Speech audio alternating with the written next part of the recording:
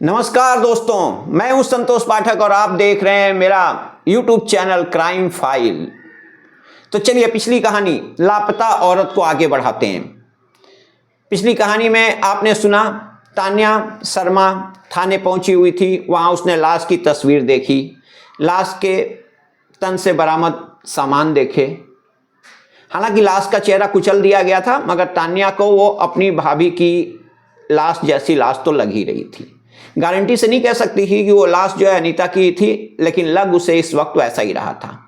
सामान देखा तो और ज्यादा यकीन आ गया, क्योंकि उनमें से कई चीजें उसके पहचान की थी। लेकिन पुख्ता पहचान के लिए उसने उनकी फोटो अपने घर वालों को, साथ में अनीता के घर वालों को भी भेज दिया। उसके बाद दोनों परिवारों में रोना धोना मच गया और दोनों की तरफ से मैसेज आ गए कि ये सामान और ये तस्वीर जो है अनीता की ही थी। मतलब साफ था, आर्यन अनीता से शादी करना चाहता था, लेकिन उसने शादी कर ली श्याम के साथ। इसलिए उसने एक योजना बनाई और उस रोज हाजीपुर स्टेशन पहुंच गया जिस रोज वो ट्रेन गुजरने वाली थी जिसमें अनीता सवार थी। वो उसको ट्रेन से नीचे बुलाने में कैसे कामयाब हो गया पता नहीं, लेकिन हो गया और उसे लेकर लॉज में गया। फिर वहाँ ले जा कर के उसने अनीता का कत्ल किया और फरार हो गया। खैर, तान्या ने दिल्ली पुलिस को उस बात की जानकारी दे दी। हाजीपुर पुलिस को तो बता ही चुकी थी और उसी के साथ ही दोनों तरफ की पुलिस ने आर्यन की बड़े ही जोर शोर से तलाश शुरू कर दी। तान्या अभी भी हाजीपुर में ही बनी हुई थी। उसने लॉज के पास मौजूद ट्रेवल एजेंट्स से पूछताछ करके ये जानने की कोशिश की कि क्या 22 जुलाई को उनके पास से आर्यन नाम से कोई टिकट बुक करवाई गई थी, ट्रेन की टिकट या कोई दूसरी टिकट, या पटना से कोई फ्लाइट की टिकट बुक कराई गई हो। उस कोशिश में कई दुकानों की खाक छानने के बाद एक दुकानदार ने बताया कि नाम उसे याद आ रहा है, मगर वो किसी का रिकॉर्ड नहीं रखता, इसलिए कहना मुश्किल है कि उसने कहाँ की ट्रेन बुक कराई थी, कहाँ की नहीं कराई थी। मगर जब तान्या ने उसे पूरी बात बताई और ये समझाया कि आर्यन को खोजना कितना जरूरी था, तो वो मेहनत करने को तैयार हो गया।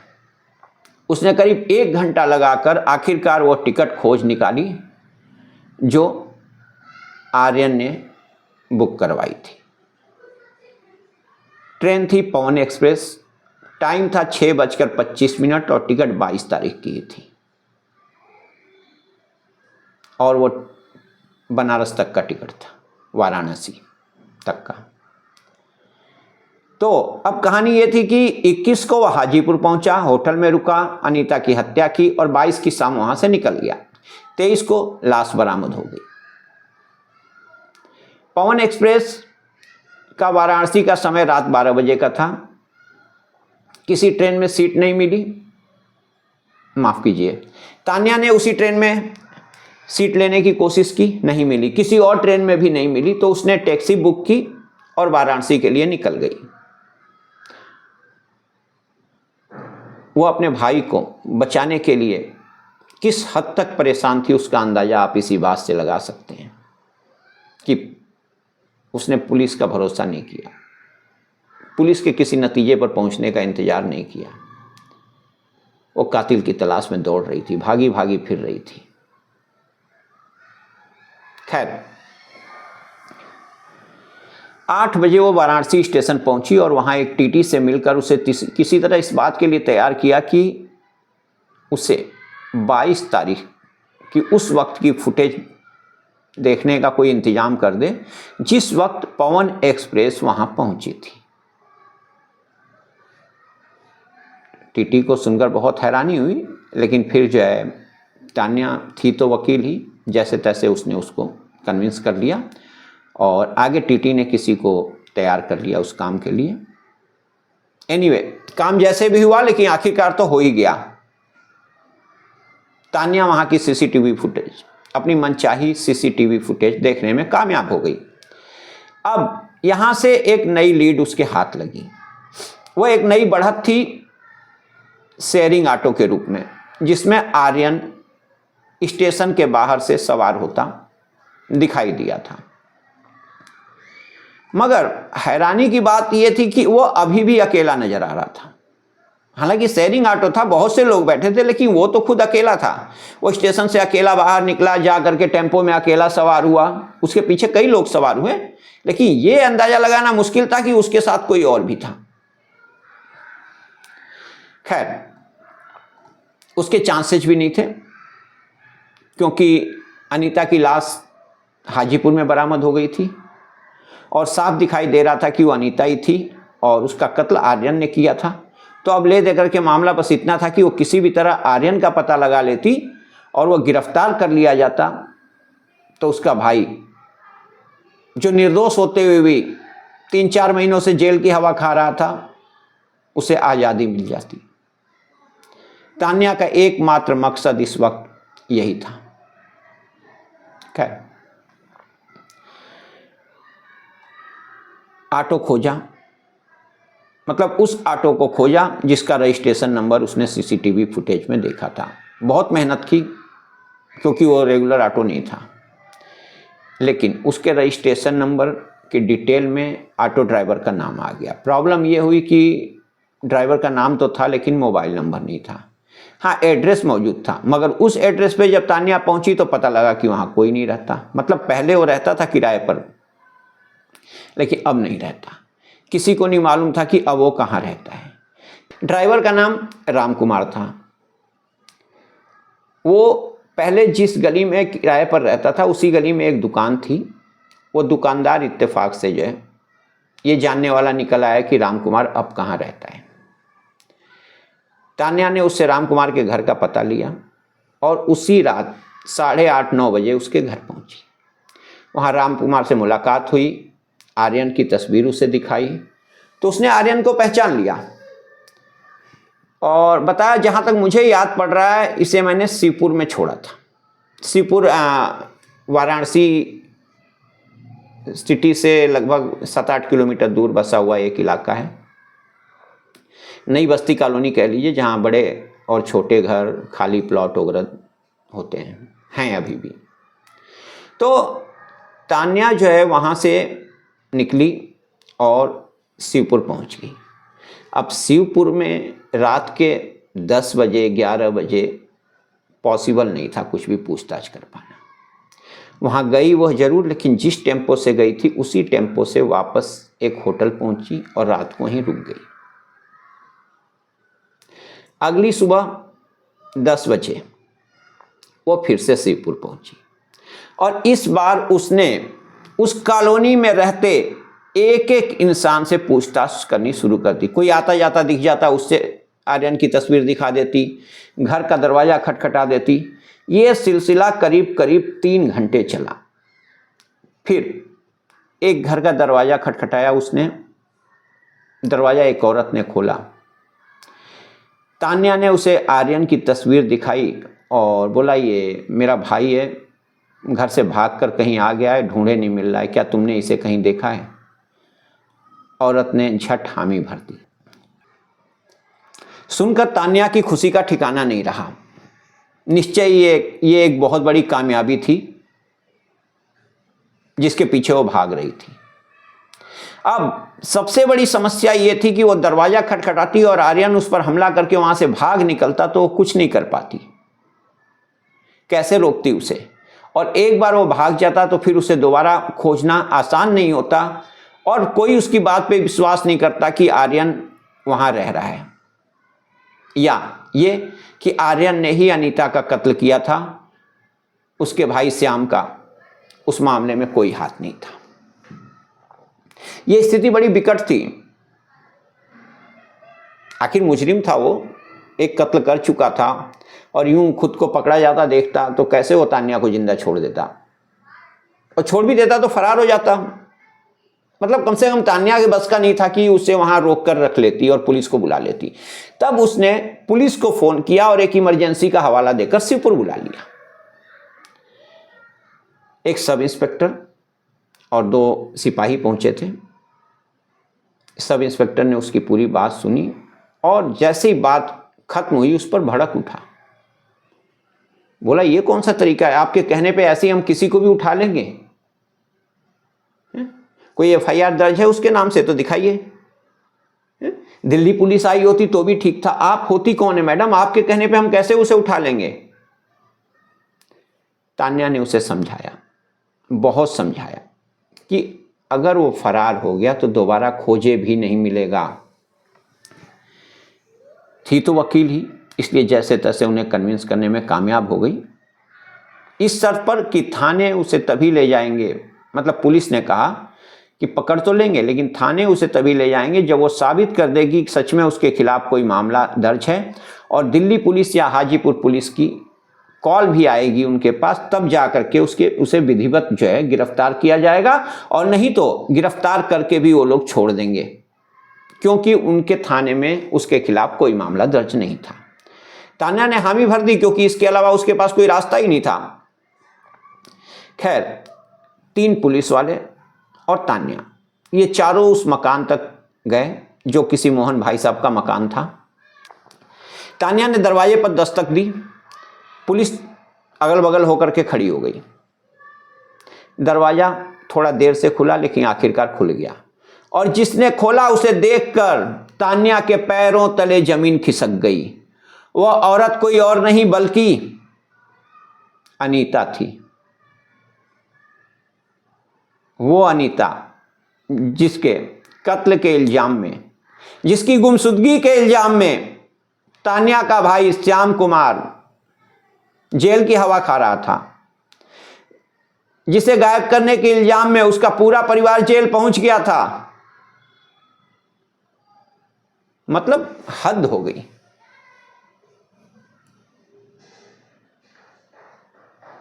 खैर, अनीता वहां मिल गई, मगर आर्यन घर पर नहीं था। अनीता से पूछताछ की तो पता लगा वो काम की तलाश में गया हुआ है, मतलब अभी तक निठल्ला ही था।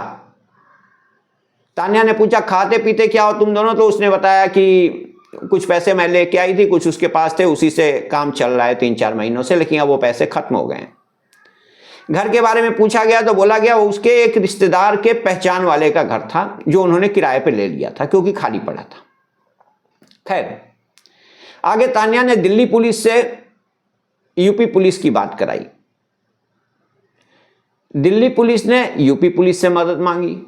फिर तान्या ने यूपी पुलिस की हाजीपुर पुलिस से बात कराई, उन लोगों ने भी यूपी पुलिस से मदद मांगी। मतलब रिक्वेस्ट करनी पड़ती है, दिखावे कोई सही। उसके बाद यूपी पुलिस ने, यानी जो 3 लोग वहां पहुंचे थे, एक सब इंस्पेक्टर और 2 सिपाही, उन लोगों ने उस घर के इधर उधर डेरा डाल दिया। आर्यन ने अकेले ही वहां पहुंचना था, और अब तक अनीता से पूछताछ करके, थोड़ी बहुत ही पूछताछ हुई थी, लेकिन पूछताछ करके अंदाजा लग गया था कि वो कितने पानी में था। मतलब उसके लिए कोई लंबा चौड़ा इंतजाम करना जरूरी नहीं था। किया पुलिस ने बस ये कि अनीता को घर में ही रखा, लेकिन उसका मोबाइल अपने कब्जे में ले लिया, और इंतजार शुरू हो गया। 2 घंटे बाद आर्यन पैदल चलता वहां पहुंचा। फिर जैसे ही उसने दरवाजा खटखटाया, तान्या ने इशारा किया और सब इंस्पेक्टर ने आगे बढ़ के उसको दबोच लिया। अब आर्यन और अनीता दोनों यूपी पुलिस की हिरासत में थे, लेकिन यूपी पुलिस के पास तो उनके खिलाफ कोई मामला था ही नहीं। इसलिए दिल्ली पुलिस और हाजीपुर पुलिस को उसकी गिरफ्तारी की सूचना दे दी गई। फिर अगले रोज दोनों को कोर्ट में पेश किया गया, जहां कोर्ट के आदेश से दिल्ली पुलिस आर्यन और अनीता को अपने साथ लेकर दिल्ली रवाना हो गई। हालांकि बाद में उन्हें हाजीपुर भी ले जाया जाना तय था, क्योंकि वहां उन पर हत्या का मामला दर्ज था, लेकिन अभी दिल्ली पुलिस बाजी मार ले गई थी। अब देखना यह था कि दिल्ली में क्या होना था। अनीता की सकुशल बरामदगी का उसके घर वालों पर क्या क्या असर पड़ने वाला था। तो ये था पूरा मामला लापता औरत का, ये था सच लापता औरत का। अब हम आपको ये बताते हैं कि ऐसा क्यों हुआ, दोनों ने ऐसा क्यों किया। असल में बात यह थी कि आर्यन और अनीता दोनों एक दूसरे को बहुत पसंद करते थे। एक दो बार परिवार में बात करके शादी की कोशिश भी की थी, बात की थी, शादी की बात चलाई थी, लेकिन दोनों के भी परिवार वाले भड़क उठे थे। मतलब किसी को उनकी शादी मंजूर नहीं थी और दोनों घर छोड़ना नहीं चाहते थे, क्योंकि उन्हें अपने परिवार की मान मर्यादा की भी चिंता थी। वो जानते थे अगर ऐसे घर छोड़ दिया दुनिया बातें बनाएंगी, अड़ोसी पड़ोसी माँ बाप मतलब उनके परिवार वालों का जीना हराम करके रख देंगे, रिश्तेदार ताने देंगे वगैरह वगैरह, जैसा आमतौर पे होता है। इसलिए अनीता ने बलि दी। अब आप सोच रहे होंगे कैसी बलि दी। मैं कहूँगा त्याग किया, आप कहेंगे कैसा त्याग किया। त्याग ये था कि उसने शादी की,